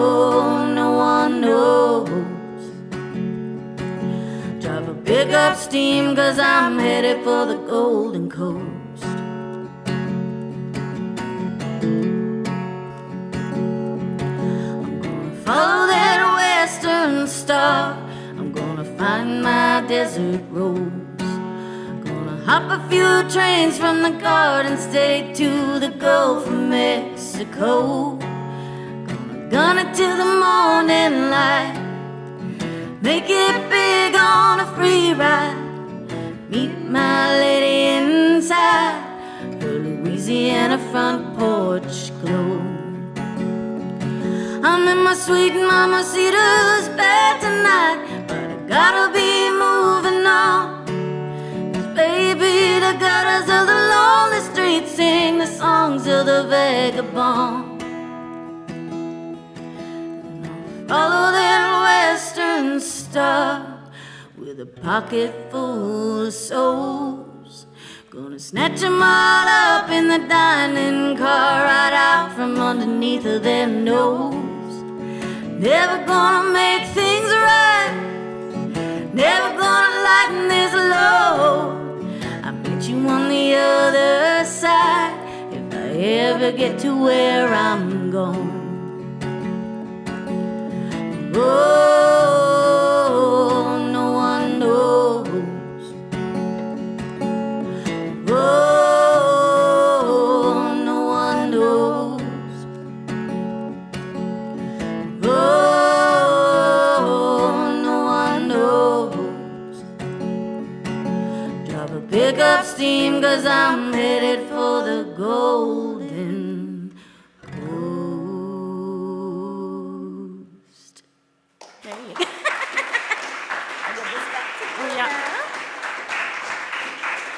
Thanks, guys. Where is the Golden Coast? Well, there's a Golden Coast in Australia. But the Golden Coast I'm talking about in the song is the other Golden Coast in California. Oh. So it's like the guy wants to hop on that train and just take it all the way to LA, make it big. Wow, see, I thought you were talking about the western coast of Cape Breton, and here I was. No, I total. thought Marguerite in that cabin, you were like, Shetty Camp is I went where from- I long yeah. to be. It's the golden, yeah. Went from Camp to LA, baby. It's like you just never know where we're gonna end up on this journey. A lot of similarities between those two towns. Tell you what. Yeah. Yeah. So many French people in LA. Oh. Speaking franglais. Probably. J'ai craché mon car dans la ditch. That's how you speak Campese. That's right. Nice. Yeah. Where is next for you guys? Like, I feel like you guys are on such this thunderous journey in a way. We're trying to figure it out. What did you say? Yeah. Where is next? Yeah, where is next? Like, is the Golden Coast LA, somewhere where Factory baby. Girls would love to be? Seriously. Actually, well, speaking of that, We do have some exciting things on the horizon. yeah, That you're not going to announce here? You're just We're going to tease gonna me? Well, we wait. probably shouldn't announce. we're gonna wait until the time is everything's, right. Oh, yeah, until But the planets yeah, align. it's like there's some cool stuff happening and cool people. Can I kinda ask, showing might up. make some do you have cool some things happen. recordings in the can? Yeah. Yeah. So, Awesome. So this album has been a long time coming, and it was like kind of a series of unfortunate events that led to really fortunate events. So it Beautiful. was kind of like the roadblocks. It always ended works up, out. Yeah, they worked Yeah, out way there's better. always- So actually, the reason Laura's knew the songs was because her partner Garrett recorded in Garrett his living Mason. room. Yeah. Oh, awesome. So he was very kind, and he recorded us on tape the first go around In our house. in the So house. Steph and Natasha, the first Yeah. gal, would come over, and I was there, because I wanted to kind of hear. But I'd also be painting in the other room. You'd hear Quietly. you'd But hear, also, because he was doing mixes and whatnot, I got to know Nice. the songs by feel. Yes. So it was an easy. it was very serendipitous. It was an easy Is it all thing to, recorded to tape as well? No. Okay. We did that, and then so I didn't listen to my sound guy boyfriend, which I should have. Adam, if you're listening, I love you. Wow. I'm sorry. What a tender, beautiful moment to throw on the end of the podcast. No, but he was he told me, he's like, you gotta use a nice guitar.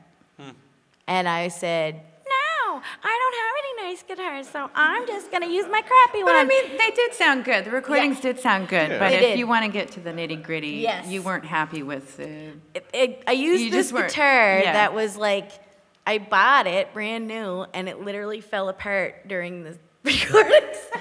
Beautiful. Do you want to say where you bought it so that we can call this business? They will remain nameless, but it literally, like, parts fell out of it. Oh. And then I was like, and then it just didn't have the sound that I was looking for. And poor Garrett, like, he did an awesome job.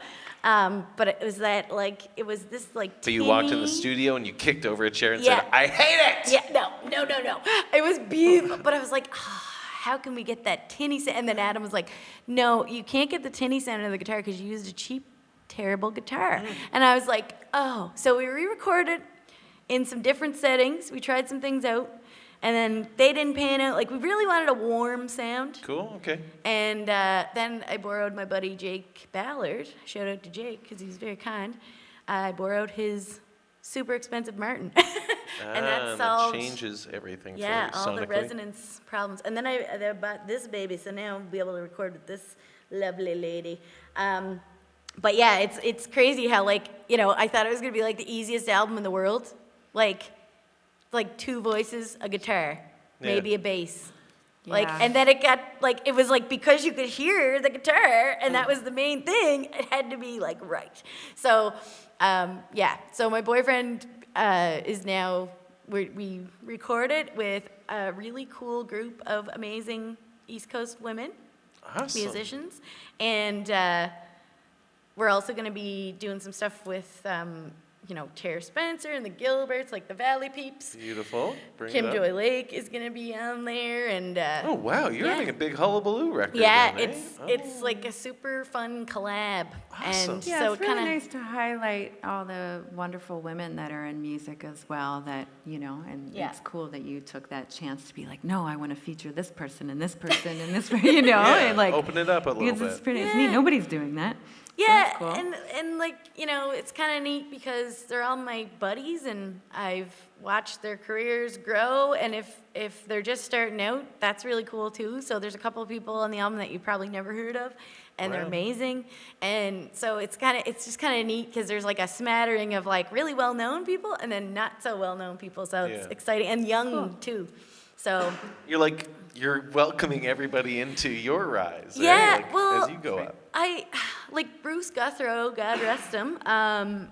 I watched, I attend a lot of those songwriter circles, and I really liked the vibe. Like, I liked that he featured people, and he would bring people in that nobody knew, and he would talk people up and like bring others into the spotlight, Yeah. right?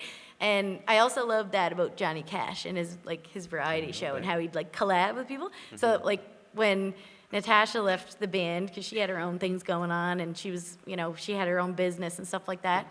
I was like, okay, maybe this isn't like a 2-man operation. Maybe we can like branch out and like, have fun and Yeah. do like a kitchen party songwriter circle kind of vibe. So It'll sound completely different to everybody too. They're gonna hear the Yeah. fun that you're having. yeah, and, That's right. And like I really respect like everybody. Laura's like my idol, so Thanks, like. buddy. And then, Yeah. You've But used yeah. this full like hour and a half to just like fawn over Laura. And No. Laura, you've I'm used a fangirl, not gonna lie. Like, it's kind of creepy, but I'm glad she's my friend now. I didn't know it was creepy at all until Until it was too late. it was too late, and then, and then I was like, I have a confession. No, Remember no. that YouTube video in 2010? I love that. I love that song. I think one time we were at like a party before we really knew each other, and I was like, "Hey, can you play, that song from 2009?" And Right. she was like, You wanted to request a rare cut that nobody else It knew was just like to a show deep Laura cut, how like an cool. old, and then she Yeah. was like, "I guess." So. Really? I'm sorry, I think you don't were like- remember. I think you were like, okay. No. What? Yeah, But take yeah, a photo of this Midnight person so Roll. that. I was like, Oh, yeah? "Can you please play Wow. Midnight Roll?" And you were like, Oh. "You know Yeah, Midnight Roll?" that's probably was my reaction. It's incredible to see your friendship blossom even further then. After meeting each other and having a rocky start, it sounds like. Oh yeah, it was special. Not that awkward rocky. start. It's been a bit of a slow, well, not really, but it's been a bit of a slow burn. And also, Slow burn. it's true. Your relationship is a Netflix show. Well done. Yes. That's right. We'll call it slow burn. It takes a while for me to let people in But that's good. completely, so it's been, You got to protect your energy. it's true. See, that's why. Do you I guys let have too this- many people in. Do you guys have these like archetypes on stage where it's sort of a Laurel and Hardy situation too? Yeah. Like, Laura, are you playing the straight man part of it? Yeah. Like, do you find yourself? Well, yeah. Be like, well, I, on the other hand, do not Yeah. look at the world that way. Do you? We haven't gotten there yet. Okay, yeah. It'll like 40 years and then you'll... Develop I'm sure it will all happen naturally. Thank you. I want to say thank you. This seems like the logical place to wrap it up. The audience has been incredible to Yeah, stick thank with you us. so Thank much, you guys. so It much, is one of the guys. best. And For listening to Yeah. our craziness. keep it going for Deep Roots Festival too, for making all this happen. This was a fantastic excuse to get to chat with you guys. So, Yeah. do Thank you want you to so play one much. more song and finish up the night? Oh, sure, yeah. You were just about to put the guitar away. And I was like, "Oh, what I are you couldn't doing?" possibly." Yeah. No, it's fine. But well, it's a big thank you to you no, both. thank you so Thank much. you. It's Yeah, been really cool getting to it's know nice you to each chat. separately over the years, let Yes. alone like this. Yeah, This yeah. is the way I love getting to know people. Yes. So. Cool. And Thank you. With an audience. You've always been such a gem, and like your energy, like it's so cool to see you in the podcast realm because like I've seen you perform, Right. and like you always, like Tara Spencer said, cult leader vibes because you Oh, have that charisma in a good Thanks. way, in Yeah, a good this way. was such a But, weird like, compliment. you Backhanded. have no, but you have this like ability to raise the energy in a room. Oh, thank you. And it's cool to see you do that in a podcast setting because I always see you with your kazoo and your guitar. I'm and raising the your hair. energy by putting on my headphones and wearing a hat and looking down the whole time. Are you ready to party? But it's really cool because you still have that vibe. It's just like in a different setting. So kudos to you and great you. work. And I love your podcast and thank you for having us. Keep coming Yeah, back then. thank you. Let's do more of these That's cool. episodes. Yeah. For sure. We can do them separately too, so that you guys can talk about each other separately. Oh, yeah. And then we can do tabloids. Like, Laura said this. And then Yeah. I'll edit it like a Just reality start- show, so it's like, I don't know what she's talking about. She's such an idiot. And then later on- Well, I think she's an idiot. She doesn't even know that I'm talking about her right Like now. Steph, I'm gonna go on this podcast today. I'm gonna start some shit. All right, but don't worry about it. Stir the pot, baby. Behind the Come to music. LA. The VH1 special comes back. Yeah, Okay, right, LA, and we'll see you in LA because we'll all go down there. Someone in LA, if you listen to this, just start like a Nova Scotia showcase where you get Yes. all of us to come down. We'll all do this sassy, awesome thing that'd that be we're cool doing. because we Yes. all need the sun. I think. Please Maybe influence. our Sunshine. songs would be a little happier if we had some vitamin D in our lives. I think they need to hear Golden Coast. They don't even know what they're That's missing. right. Could be an anthem. Yes. All right. How are you gonna finish this? Yeah. Well, we're gonna finish it with one of my songs that has nothing to do with anything. That It's your beautiful. masterpiece. No, it's I not love really. this song. It's called "Leave a Light On." It's one of Steph's favorites, and That's so, Jeff requested a few so years I, ago. I oblige. How old is the song actually? Oh, I know it already. It's off of my third album, which is, I don't know, 5-6 years ago. Sweet. I This is guess. the album that you did with the Ordeals then? No, I Oh, did that on my own, but they played the live shows with me when okay. I moved back. Yeah. Cool. Yeah, All right. yeah. Anyhow, so it's just a little love song. Metaphorically, you want somebody to leave the light on for you when whether you're going out at night or That's such a nice way to end the podcast. you're. Chef's kiss. Yeah.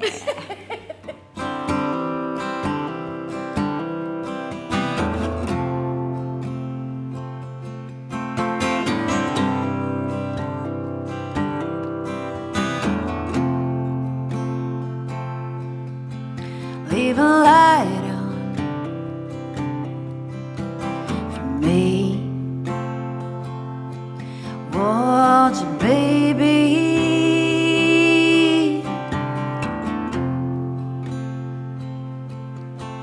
There's so many things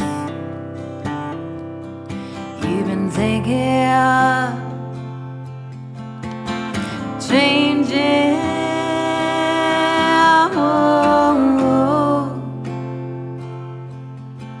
You're the one that I want, one that I need, the one that I've been thinking of lately.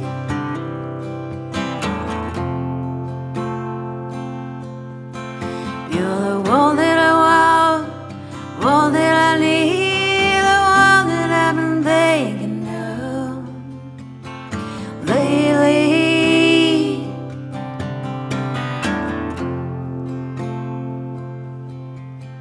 Leave a little space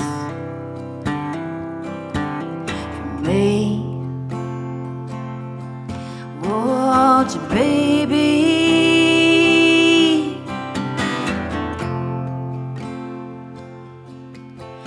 We could stay awake, maybe if you feel like shaking.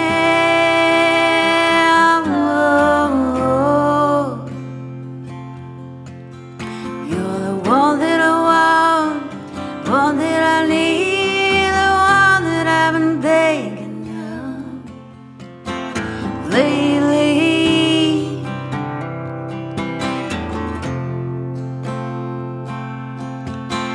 You're the one that I want, one that I need, the one that I've been thinking of lately.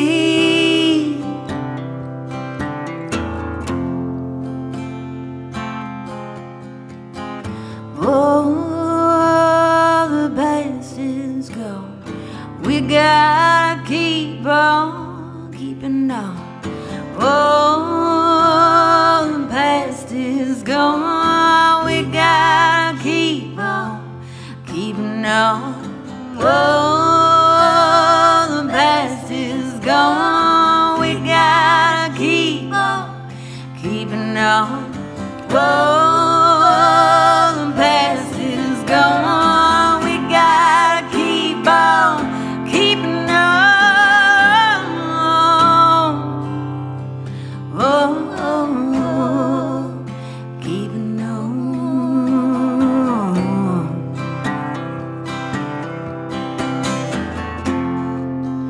Keeping on.